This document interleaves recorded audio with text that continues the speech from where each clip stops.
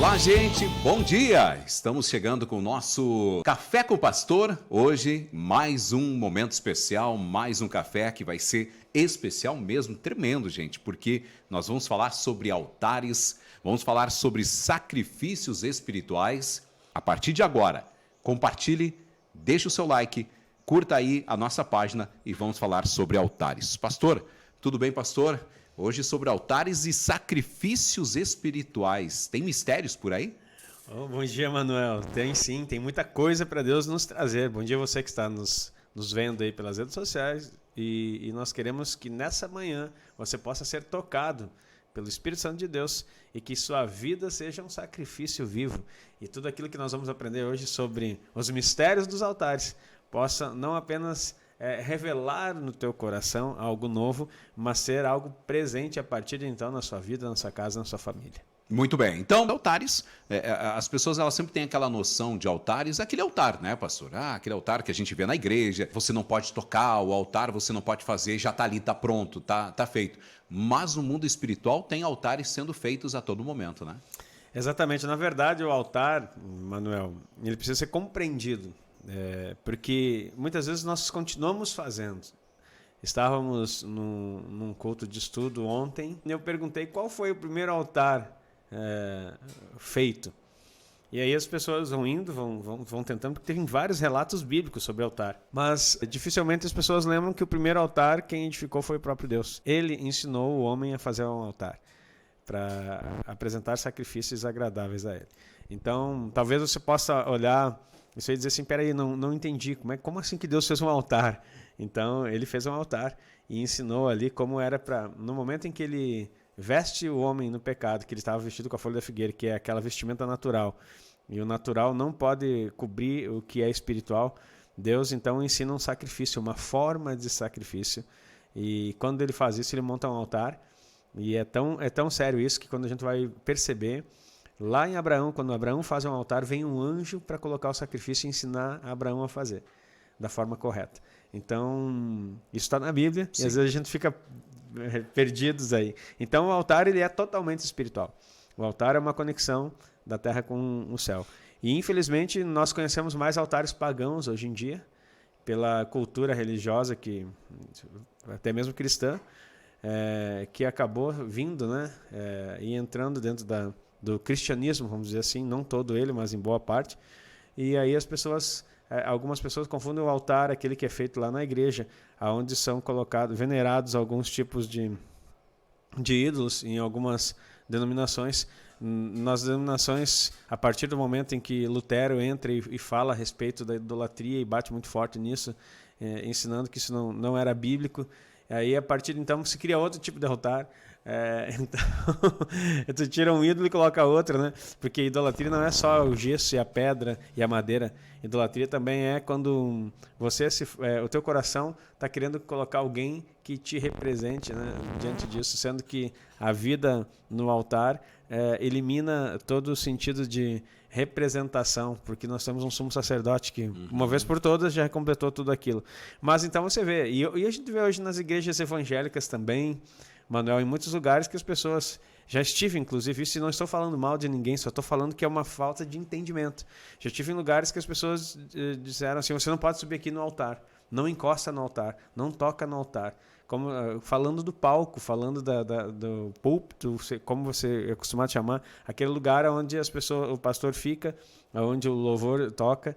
Então, assim, como se ali fosse um santo dos santos e que você não pode tocar. Também é um outro tipo de confusão e que nada a ver tem isso com o que a Bíblia fala a respeito de altares e com os sacrifícios espirituais que nós devemos apresentar ao Senhor. Então traz uma confusão. As pessoas querem materializar um altar que hoje é espiritual. Pois é, isso é importante, porque a gente é acostumado, né, pastor, a querer ver. Né? Eu tenho esse celular, eu preciso ver este celular para me entender como ele funciona. Entre tantas coisas espirituais, você só vai conseguir materializar se primeiro você entender e você falar, ou enfim, agir, tem toda essa... São várias coisas nesse meio tempo, né? Manuel, mas o espiritual, ele não é algo que você vê, né? Não, e assim, ó, isso é importantíssimo. Você falou o que eu ia dizer. O que nós vamos aprender hoje é o sentido espiritual das coisas que que rege o mundo espiritual. Por mais que você não viva isso e não conheça isso em profundidade, talvez não viva isso e não conheça em profundidade, o mundo espiritual rege o mundo físico. Então nós precisamos ter essa noção. O espiritual rege o físico. E se nós não entendermos o espiritual, o nosso físico vai ser afetado muito, de uma forma muito poderosa. Ele pode ser tanto positivamente como negativamente afetado. Tu vê. Então, assim, essa noção a igreja precisa ter. E hoje, em nome de Jesus, você que está nos ouvindo, você que está nos assistindo, vai ter aí uma abertura nos seus olhos, em nome de Jesus, e você vai conseguir perceber coisas novas que o Espírito Santo quer trazer a respeito de altares. E tem altares no mundo espiritual que bloqueiam a gente de receber aquilo que Deus tem pra gente. E às vezes, preste mais atenção nisso que eu vou dizer. Às vezes são altares que nem foi você que construiu. Foram seus pais, foram seus avós ou seus bisavós, e eles continuam edificados e precisam ser removidos da nossa vida. É interessante que quando Deus quer fazer algo novo em Israel, ele levanta Gideão, derruba os altares que foram edificados no território. Então, lá eram físicos, mas o Antigo Testamento é a sombra do que haveria de vir, né? Então, sempre que nós queremos tomar posse de um território, ou viver o novo de Deus na nossa geografia, seja ela física ou espiritual, altares precisam ser removidos que não são altares do Senhor. E precisamos edificar altares no Senhor. E Ele nos ensina profundamente sobre isso. Então, tem coisas na nossa vida que são altares, que precisamos tirar fora. E, um dos exemplos, assim, pastor, usando como altares que a gente cria sem se dar por conta. Tipo, tu cria assim e você não sabe que você criou esse altar, mas no mundo espiritual, pouco importa. Eu não vou falar da idolatria, não vou falar de nada disso, eu vou falar do crente. Uhum. Um altar errado que o crente faz é quando ele, sem entendimento, tenta fazer barganha com Deus através das suas ofertas. Isso é um altar. Um altar. São ofertas que vão trazer problemas sérios na sua vida. O senhor me dá isso aqui para... eu vou te dar isso para o senhor me dar aquilo. Tá aqui, e daí você pode dizer assim, não, pastor, não é bem assim. Não, é bem assim. No livro de Atos tem um mágico que se apresenta lá, Simão, um mágico, que diziam que ele fazia as coisas que fazia pelo poder de Deus. E ele se converte. Ele está com Paulo ali, se converte e começa a andar junto com os apóstolos. E naquele momento ali, naquele movimento que Paulo está fazendo.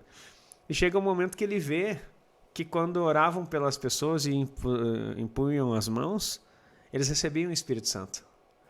E aí, o que ele faz? Ele, empolgado, como um crente novo, e vendo o mover de Deus diferente do que o poder que ele movia, porque ele já tinha entendido que aquilo que ele fazia não era exatamente aquilo que não era o poder de Deus que ele achava que era. E aí ele oferece dinheiro.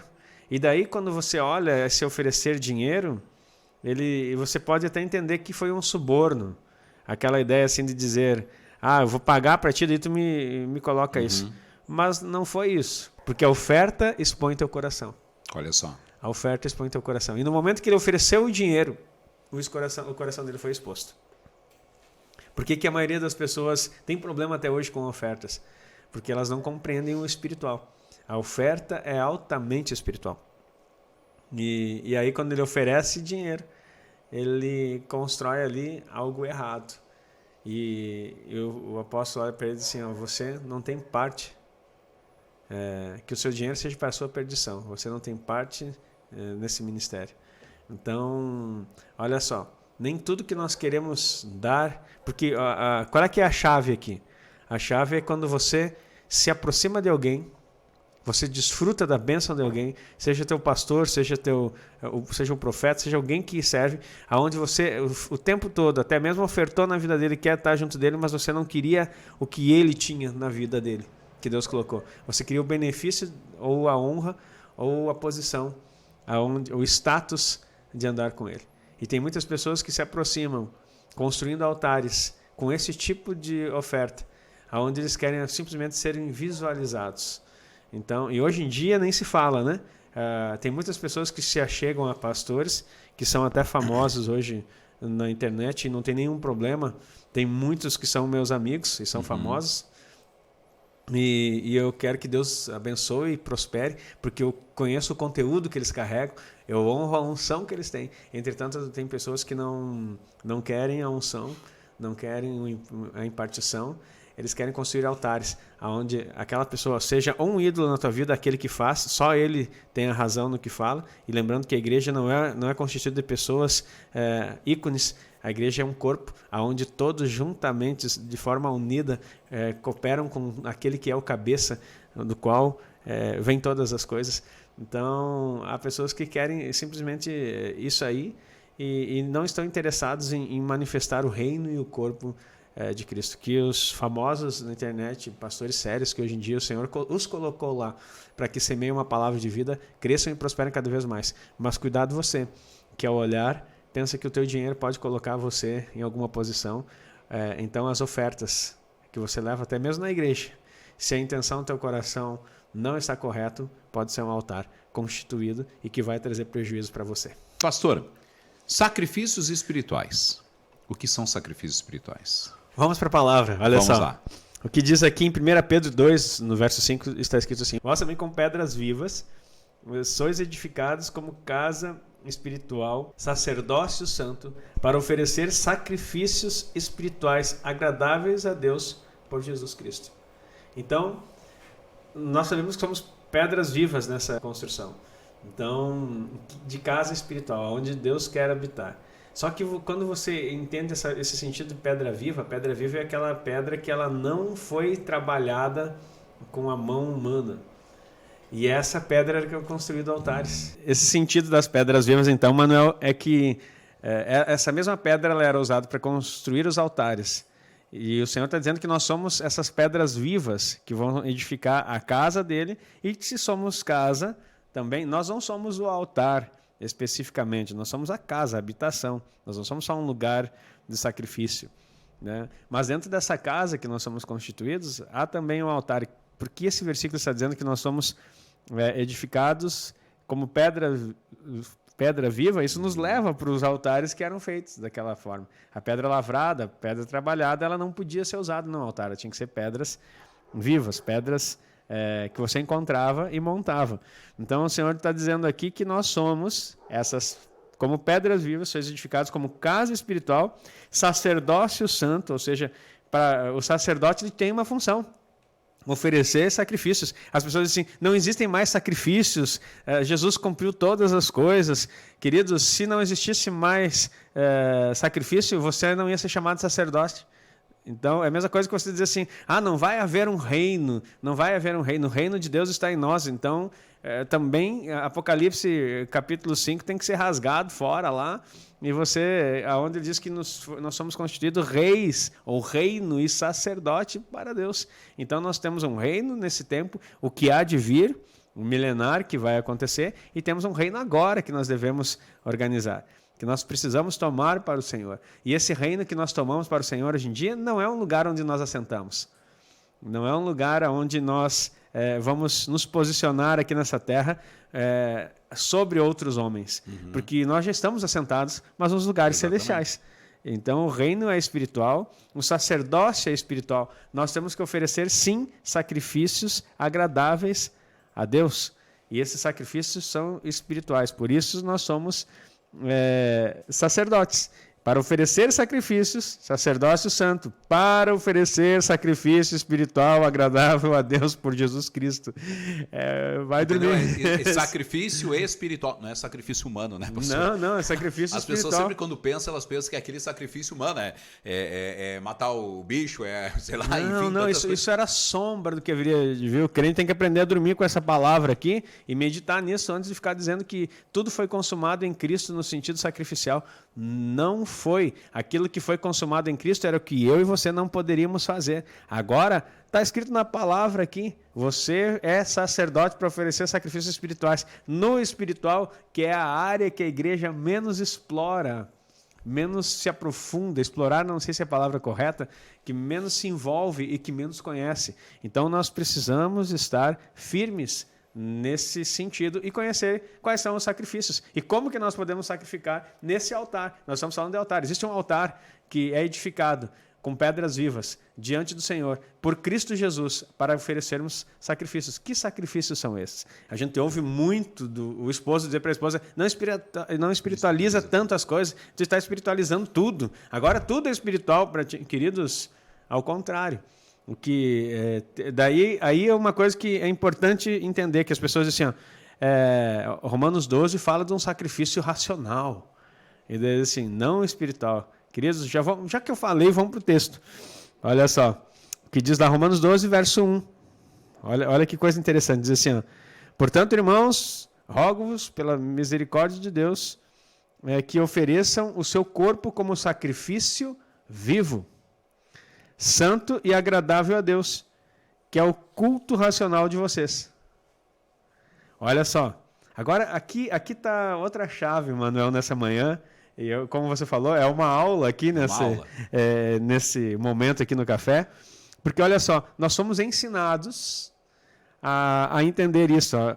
Portanto, irmãos, pela misericórdia de Deus, peço que ofereçam o seu corpo. O corpo aqui não está dividindo na teologia humana que nós somos corpo, alma e espírito, dizendo assim, oferece o corpo, a alma e o espírito não precisa oferecer. Não, quando está falando corpo, ele está falando, quando a Bíblia refere corpo de Cristo, ele não está falando de você ou de mim, está falando de todos aqueles que fazem parte do corpo de Cristo. Aqui está falando do todo do homem. Então, o todo do homem, o corpo, ofereçam o seu corpo, o seu ser integral, como sacrifício vivo. Por que sacrifício vivo, Manuel? Porque o sacrifício na antiga aliança, ele era o holocausto, principalmente, que é o que está sendo comparado nesse texto, ele era um animal que era apresentado morto. E ele todo era consumido no altar até virar cinza. E essa cinza caía lá para baixo e era removido depois nos cinzeiros. Então, e essa cinza que era removida era jogada para longe do arraial e do lugar onde eles estavam. Isso aí eu expliquei ontem no culto lá. Você que está nos ouvindo aqui, talvez não... Procura, se informe. Mas eu expliquei sobre isso, eu vou dar uma palhinha para você aqui. Isso era removido para fora do arraial. Para quê? Para que você entenda que aquilo que foi consumido, aquilo que foi morto, foi consumido, subia como um aroma suave ao Senhor o teu sacrifício. E o que é passado, a cinza, que não fala de coisa boa, a cinza é um lugar de tristeza, é um lugar de arrependimento. O judeu tinha o costume de jogar cinza na cabeça, rasgar suas vestes quando queria mostrar que estava em pranto ou com uma vida de arrependimento. Então a cinza era removida para longe, ou seja, o teu passado, aquilo que foi queimado, que Deus aceitou, o que sobrou, que era do passado, você foi consumido nesse altar. Então o que passou é cinza, tem que ser jogado fora. Há pessoas que não conseguem progredir na vida porque eles ficam presos, já estão com uma nova vida em Cristo, e continuam presos nas cinzas do seu passado. E o diabo fica acusando aquele. Quem joga cinza em você é Satanás, querido. Você não tem mais que jogar cinza para cima de você, porque você já tem o Cristo que vive em você. Você é um sacrifício vivo, porque você morreu. Como Paulo diz, já estou crucificado com Cristo. E a vida que agora que vivo no corpo, vivo na fé no Filho de Deus. Então, o que ele está falando assim, eu estou crucificado. Nós somos sacrifício vivo porque nós nos entregamos voluntariamente para Deus, para que Ele consuma tudo aquilo que não é dele e vire cinza e seja jogado para fora. Oh, glória!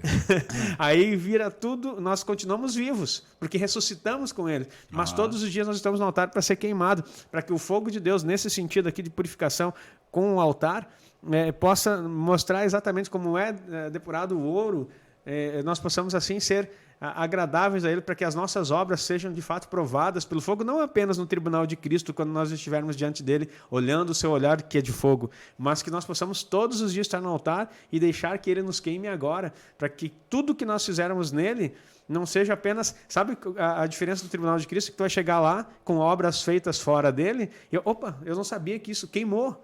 Agora, se você está no altar todos os dias, sendo esse sacrifício vivo, não vai ter nada que vai ser construído que não seja, vamos dizer assim, que não supere o fogo, que não perdure com o fogo. E pelo contrário, esse fogo só vai purificar. Então, se você está no altar, o que você está no fogo. E o que você construir vai ter que ser resistente ao fogo aonde você está, aonde você permanece. Nossa, que poderoso. E pastor, e esse sacrifício vivo é o negar-se. É um deles. É o entregar-se. É o entregar-se, ou negar-se, ou negar-se se deixar. Sua vida da alma. Exatamente. É exatamente esse versículo que veio na cabeça agora, que acho que veio na tua É. também. Então, assim, ó, é a tua entrega. É dizer assim, ó, eu quero prioridade. É buscar o reino. Buscar o reino em primeiro lugar, queridos. Não é tu ir na igreja primeiro antes de fazer um compromisso no domingo. Buscar o reino no primeiro... que o pessoal vê. Não, vou buscar o reino. Então, aqueles parentes vão vir ali, eu vou dizer, não venho no domingo, porque domingo eu tenho culto. Isso não é buscar o reino em primeiro lugar, queridos. Não estou criticando, que bom que você faz isso, que você prioriza as atividades do corpo de Cristo. Entretanto, o reino em primeiro lugar começa na segunda-feira, onde você tem opções de viver... Não é só domingo. Não é só domingo. Quando você tem opções de viver a sua vida da alma, as coisas que te dão prazer, que você quer fazer apenas pelos teus desejos, pelas tuas intenções, pelas tuas ambições, e você abre mão daquilo dizendo assim, ó, mesmo que não seja ilícito, não estou falando de coisas ilícitas, a negar a vida da alma e que traz galardão para nós é viver em Cristo. E viver em Cristo não é abrir mão de coisas que são lícitas. A palavra de Deus, todas as coisas me são lícitas, mas nem todas me convêm. Exatamente. Então, quer dizer, tem coisas lícitas que você pode fazer, escolhas que você vai fazer, que não é pecado, querido, mas você abre mão delas, porque você quer que Cristo direcione a sua vida. Então, tem coisas que você pode fazer de forma correta. E isso que a igreja não entende, porque sempre está nesse dualismo, e não estou dizendo que ele não existe, ele existe entre bem e mal. Ou eu faço as coisas para Deus do bem, ou eu faço as coisas fora de Deus do mal. Mas existem coisas que você faz que não é mal, mas que não é o que Deus quer. Não adianta nada você construir o que Deus quer. Pastor, isso aí é uma heresia, né? Como, às vezes sai aqui os nossos vídeos e sempre tem os haters, né? Que vão colocar, da onde você tirou? Qual é a Bíblia que qual é a Bíblia que você está lendo? É a Bíblia que você não lê. Simples assim. Essa que eu falei aí foi... É forte, mas é a realidade. Isso não é antibíblico, é totalmente bíblico. Porque o que aconteceu lá? Abel e Caim construíram um altar. O altar estava certo, da forma correta. Ofereceram um sacrifício. É correto. Entretanto, Abel ofereceu o sacrifício que Deus pediu e ensinou. Caim ofereceu o que ele quis. Qual foi o erro de Caim? Construiu o altar. Quem constrói o altar está no meio. É pedra viva, está junto, está no contexto. Entretanto, ofereceu um sacrifício? Voluntariedade, desejo de sacrificar. Qual é o problema? Mas eu vou oferecer o que eu quero. Intenção e o que ele queria. Exatamente. A intenção do coração é dizer assim, ó, eu não vou fazer isso. Vou fazer do jeito que eu quero. Então, há muitas pessoas que vão fazer coisas lícitas, mas não é aquilo que Deus quer.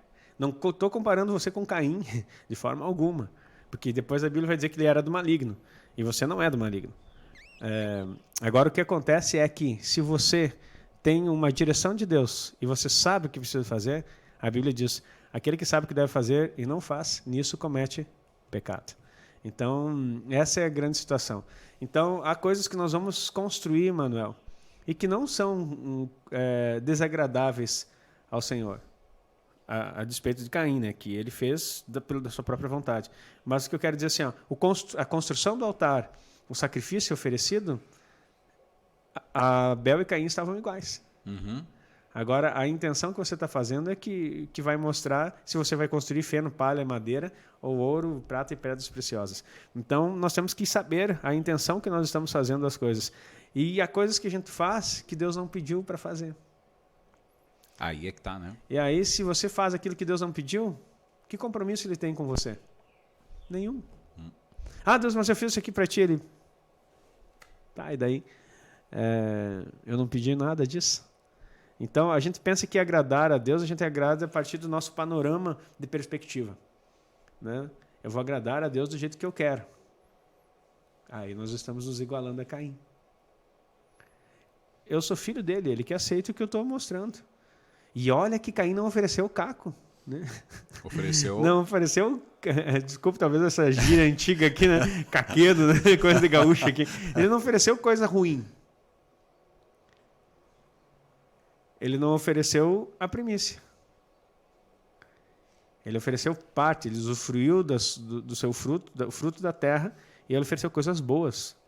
Só a única coisa que ele não fez, ele não priorizou, enquanto que Abel deu a primícia das suas ovelhas, ele não deu a primícia. E outra, Deus ensinou a usar derramamentos de sangue no holocausto, e ele ofereceu o fruto. Então, olha o que acontece. O fruto, na Bíblia, está relacionado ao que você produz. Uhum. Então, é o teu trabalho, é a tua mão. O que é feito pela natureza humana não é aceito por Deus. No caso, Caim ofereceu o fruto do seu trabalho, daquilo que ele construiu com o seu braço. Então, Abel ofereceu uma ovelha. Ele cuidava, ele pastoreava ovelhas, mas não tem nada a ver com ele. É um derramamento de sangue, um sacrifício oferecido ali, que não tem a ver com o seu trabalho. Alguém substituto, alguém se entregando, alguém morrendo naquilo que ele não podia fazer. Agora, Caim quis oferecer algo sem sacrifício, só com a força do trabalho dele. Olha, só se nós ficássemos falando nesse sentido aí, mas olha o que é o altar, né? E como que vocês colocam. Vamos voltar para o texto aqui para nós avançar. Então, o que está falando aqui, sacrifício vivo, está falando que você é o sacrifício agradável a Deus, porque você já foi aceito em Cristo, você já foi amado, aceito, perdoado, redimido, salvo, todas essas coisas já aconteceram. Então, você agora voluntariamente se oferece no altar dele para que tudo seja queimado e as cinzas sejam jogadas fora. Aí você vai ter aceitação. Agora, o que traz confusão, Manuel, na igreja até hoje, e eu sei que eu já preguei sobre isso também, é o verso 2. Não, verso 2 não, a segunda parte do versículo. Santo e agradável a Deus, este é o culto racional de vocês, ou que é o vosso culto racional. E esse racional eu fui pesquisar e fui estudar. Racional é uma tradução errada. Porque não está falando de algumas pessoas, o culto inteligente, o culto que você sabe como fazer, o culto racional, pensando na perspectiva humana de raciocínio. Uhum. E a palavra aqui ela foi mal traduzida porque a tradução dela é espiritual. Então, esse versículo deveria ser lido assim: portanto, irmãos, pela misericórdia de Deus, peço que ofereçam o seu corpo como sacrifício vivo, santo e agradável a Deus. Esse é o culto espiritual de vocês. Olha como muda tudo o sentido. O culto espiritual de vocês é você se entregar o corpo para ser queimado como sacrifício, para abandonar o passado, e agora a vida, porque você é um sacrifício vivo, a vida que resta em você é a vida de Cristo. Esse é o culto que agrada a Deus, que é a viver em Cristo, é a vida espiritual. A partir desse momento, o seu corpo, sua alma e até mesmo seu espírito estão entregues no altar dele. Agora o que ele aceita é o viver, porque a vida está no espírito. A vida está no espírito. Então o culto espiritual de vocês que ele quer. E não tem nada a ver com aquilo que a gente aprendeu por muito tempo na igreja. Então, e não estou condenando aqui, mas assim, é um tempo de revelação, é um tempo de abrir os olhos. Então isso está muito relacionado ao que nós oferecemos espiritualmente. Então o culto que Deus quer é o teu culto espiritual. Voltamos para a mesma conversa. O mundo espiritual é mais real do que o mundo físico. As coisas espirituais é o que Deus quer fazer e não apenas aquilo que nós vivemos nessa terra, nesse momento e nessa vida. Algo que, pastor, eu estava aqui lembrando e que eu sei que muita gente, de repente, você que vai escutar, você que está vendo esta aula falando sobre altares, sobre os sacrifícios espirituais, tem uma passagem que ela fala assim, ó, que Deus prefere mais obediência do que o sacrifício. Ponto. Aí diz, mas vocês estão falando sobre sacrifício, isso é do Velho Testamento, isso não acontece mais, não sei o quê, não sei o quê. Só que, querido, eu não sei se eu estou errado aqui, pastor, o senhor me corrige, por favor, mas não tem como você ser obediente sem se sacrificar. Não tem como. Deus, claro que ele prefere a tua obediência mais que o sacrifício, mas aí tem um sacrifício que é feito, que aí é a idolatria. É aquela outra situação que a gente já ouviu. Agora, entretanto, para você ser obediente, você precisa se sacrificar. Deixa eu dizer algo. Pegando esse contexto do Manuel, que é poderoso aqui, ó. o que foi dito assim, que Deus se agrada mais de que obedeça do que sacrifique, sabe por quê? O sacrifício era por causa da desobediência. É isso que tem gente que faz um paralelo diferente, dizendo Exatamente. assim, ó, Deus prefere a minha obediência do que o meu sacrifício. Então não adianta nada ficar sacrificando por causa que ele quer a minha obediência, mas também não obedece. O detalhe é assim, ó, o sacrifício ele vinha por causa que você errou, pecou, e daí tinha 5 sacrifícios em Levítico lá, até já que tu falou nesse negócio, deixa eu ver aqui, acho que eu tenho anotado. Ó, era o holocausto, que era com sangue, a oferta de manjares, sem sangue, a oferta pacífica, com sangue, a oferta pelo pecado, com sangue, e a oferta pela culpa, com sangue. Só um era sem sangue. E olha o que significa aqui, ó. Já que o Manuel falou nesse sentido, para você não ficar, o sacrifício. E tudo faz alusão a Cristo, não dá tempo de a gente explicar isso aqui. Mas, olha aqui, os sacrifícios e ofertas de Levítico, então, tinha esse sentido. Holocausto, consagração pessoal. Olha só, holocausto, consagração pessoal. Eu me entrego totalmente, de corpo inteiro, queimo, ok, sou do Senhor, estou no altar. Queimei, o que sobrou, hoje o sacrifício vivo, porque Cristo está em mim. Mas o que é da minha carne, da minha vida, já acabou. Isso é obediência também. Porque se entregar a Deus é obedecer os seus preceitos. E quando falo preceitos, não estou falando que você tem que cumprir os 10 mandamentos, mas também não estou dizendo que não tem. Agora, cumprir os mandamentos do Senhor, que não são pesados, é o que Ele falou para você cumprir. E existem mandamentos, tem gente que acha que não, que Cristo aboliu. Dizem assim, ó, o fim da lei é Cristo, para a justiça de todo aquele que crê. Né? A palavra ali que está, se não me engano, em Romanos 14, está dizendo assim, ó, a finalidade da lei era apresentar Cristo. Para que surgia a lei? Para você perceber que você, no teu braço, não conseguiria fazer. É o que estamos só falando sobre do braço, sobre Caim. No teu braço não consegue fazer. A lei mostra que você vai morrer porque não vai conseguir cumprir. Daí a finalidade da lei era o quê? Mostrar alguém que substituísse, que fizesse por nós aquilo que nós não conseguiríamos fazer. Aí vem a finalidade da lei, Cristo. E daí Cristo mostra assim, ok, eu vou cumprir tudo para vocês, mas vocês vão ter que cumprir a minha lei agora. E um novo mandamento vos dou. E ele começa a dizer. E ele começa a falar a lei dele. E os meus mandamentos não são pesados. Por que os mandamentos não são pesados? Porque os mandamentos a gente não faz a partir de nós, agora a gente faz a partir dele. Ele já cumpriu. Nós entramos em Cristo, que acho que é a coisa mais difícil das pessoas entenderem e fazerem. Entramos em Cristo a partir do momento que estamos nele, nós vamos cumprir a lei do Senhor, Jesus Cristo. E aí as coisas vão acontecer.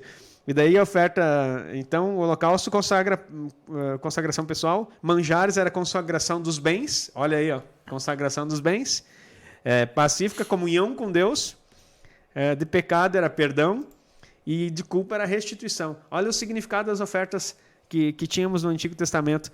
E agora nós vamos entender que melhor é obedecer do que sacrificar. Obedeça tudo isso aqui e você não precisa, tenha comunhão, tenha paz com Deus, tenha sacrifício. Todas as coisas que a oferta... Olha só, vamos falar certinho aqui, porque está ficando gravado para você ver isso aí até depois, quando quiser repetir e estudar. Olha o que é a obediência. É consagração pessoal. As ofertas que nós temos que apresentar. Consagração dos bens. Comunhão com Deus. Perdão, não só com Ele, para também com os outros. Temos que perdoar como fomos perdoados. E restituição das coisas. Restituir... seremos restituídos e restituiremos pessoas. Olha só que poderoso. Isso é a obediência. Esse é o sentido das ofertas que nós temos que ver. Isso mudou, então, por causa que Jesus cumpriu todas as coisas na cruz? Claro que não. Continua sendo um demonstrativo do que Cristo faria, que você não conseguia fazer. No passado, você não conseguia. Agora, Cristo faz. Tanto que ele diz, né? Ele não vim para anular, eu vim para... cumprir a lei, exatamente. Então ele faz aquilo que nós não poderíamos fazer. E agora como que a gente vai se apropriar daquilo que ele fez? Estando nele, estando em Cristo. E agora tudo que ele fez é como se nós tivéssemos feito. Deus olha para nós como sendo Cristo em nós, a esperança da glória. E aí, glória. Entretanto, querido, não significa que eu estou nele, então não preciso fazer nada. Não, você tem que cumprir a palavra. Porque você está nele, você tem a capacidade de fazer aquilo que muita gente não quer fazer. A maioria do pessoal olha de fora tentando no seu braço fazer aquilo que só em Cristo podemos fazer. Essa frase ficou bonita, tu escuta depois de novo. Porque eu não sei se eu vou conseguir repetir. Mas é exatamente isso. As pessoas olham de fora aquilo que elas deveriam fazer, mas só é possível fazer aquilo que se você estiver em Cristo. Então você só se apropria daquilo. E daí as pessoas falam, mas é difícil, como que vamos sacrificar? Que história é essa de sacrifício? Vamos continuar nos sacrifícios espirituais aqui, só para o pessoal que está escutando aí, ver que eles existem. Vamos lá para os... Vou tomar um gole de café aqui e nós já vamos para os sacrifícios espirituais, então, para você anotar. São 5 ofertas no Antigo Testamento. São 5 sacrifícios espirituais na Nova Aliança. Ei, glória!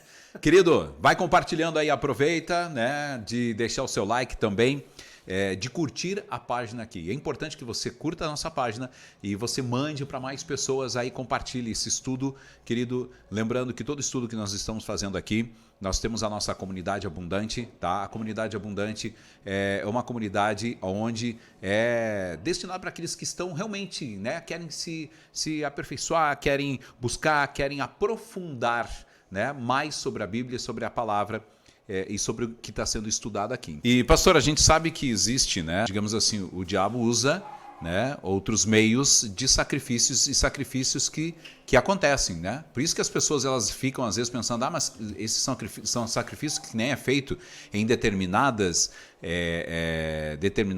entidades, né? Vamos usar dessa forma. Isso, como é que a gente lida com isso? Só um spoilerzinho disso aí. Só para a gente deixar assim, ó, só para deixar uma pulga atrás da orelha para você entender. Faz mais específico assim, para mim não ser tão abrangente. Uma pergunta. Ok, digamos, o meu sacrifício, ele vai anular algo que foi feito contra mim? Respondendo de forma objetiva, sacrifícios espirituais anulam sacrifícios pagãos. Sacrifícios espirituais desmontam altares pagãos feitos em nosso território. Então, quando nós começarmos a viver isso, por isso da importância de estarmos vendo isso, quando começarmos a viver isso e construir altares, porque essa prática, sacrifício tem que ter um altar. Então, você já está construindo um altar. As pedras vivas somos nós. O templo do Senhor somos nós. Então, a prática de vida nossa destrói a prática maligna e dos seus servos que tentam frustrar o plano de Deus. Então, quando nós começarmos a viver isso, nós já estamos liquidando algo na nossa geografia. Isso é muito poderoso.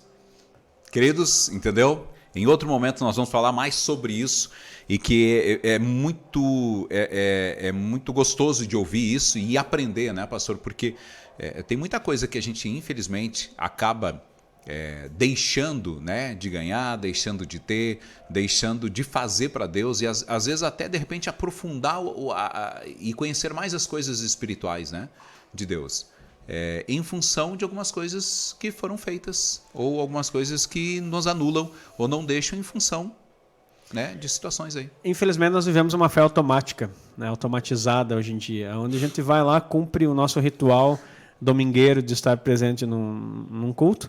Alguns ainda, durante a semana, frequentam uma célula, estudam uma palavra, e ok, tudo bem com Deus, agora Ele faça por mim, e as minhas orações são sempre listas de pedidos para que Ele possa fazer alguma coisa. Nós não estamos preocupados com o altar, o que nós temos que fazer, lembrando que tudo que estava na antiga aliança era um modelo do que ia acontecer na nova. Cristo resolveu uma situação, mas agora olha a vida dos apóstolos, para você querer dizer que não havia um envolvimento maior.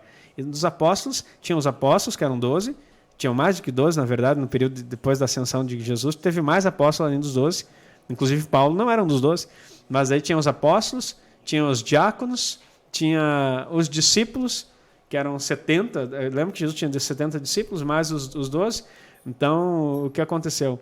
Depois tinha 120, tinha uns 500 que viram ele subir, o que esse povo fazia? Todos eles trabalhavam, profetas, aí começou a surgir os ministérios, e todos eles numa integralidade da sua vida para Deus, porque eles queriam ver o céu descer, queriam ver o Espírito Santo realizar as coisas. O problema é que nós abandonamos isso e voltamos lá para o Egito, lembra? Quando o povo quis buscar Deus e adorar Ele no deserto, o faraó disse assim, encham eles de trabalho, estão com muito tempo, porque estão com tempo e não estão conseguindo pensar. E aí estão pensando em adorar a Deus, dá mais trabalho para eles. Agora eles vão ter que buscar palha, não tragam palha para eles. Então o que eu quero dizer, não tem nenhum problema com o trabalho, você precisa trabalhar. Mas você precisa entender que a bênção do Senhor enriquece e não acrescenta dores. Ou seja, o que Deus quer te dar, está pronto. A restauração do último Adão, que é Cristo, nos colocou de volta numa forma de jardim, onde Deus é o provedor e você não precisa mais ficar correndo atrás das coisas que você precisa. Ele quer prover na sua vida. Só que se você não tiver tempo com Ele, que era o que Adão tinha antes da queda, você nunca vai provar das coisas. E qualquer serpente que aparecer na tua porta vai falar coisas mais sedutoras porque você está fora da comunhão com Deus. E logo, então, os altares pagãos começam a ser construídos novamente. Então, nós precisamos sair dessa religiosidade, dessa forma simplesmente de bater um ponto e querer saber, Deus, o que tem para mim? Deus, o que o Senhor quer falar comigo? É consagrar o teu sono, é consagrar o teu dia, é parar o tempo, é mudar a tua programação da televisão, é mudar o que você escuta e começar a se aprofundar. Pastor, mas isso é ser fanático. Eu quero ser fanático, então, para reinar com Cristo, do que ser legal na sociedade atual e ficar de fora do reino do Senhor e ainda passar pela grande tribulação, que não foi feito para mim passar, nem para qualquer um que você está ouvindo, mas é para todo aquele que relaxadamente deseja fazer a obra do Senhor, achando que as coisas de Deus são qualquer coisa. Essa é uma aula exclusiva da Comunidade Abundantes. Para quem não sabe o que é a nossa Comunidade Abundantes, é uma plataforma onde nós temos diversos estudos que você pode participar aí e está aprendendo muito a respeito da Palavra de Deus. Dentro da Comunidade Abundantes, nós temos uma mentoria bíblica. E na mentoria bíblica, nós ensinamos diversos assuntos, temas específicos, para o crescimento espiritual, para que você possa desenvolver tudo aquilo no ministério que o Senhor Jesus tem te dado. Tanto o ministério como um chamamento, como o ministério que é o serviço na obra do Senhor, o qual todos nós como igreja devemos ser aperfeiçoados para o desempenho disso.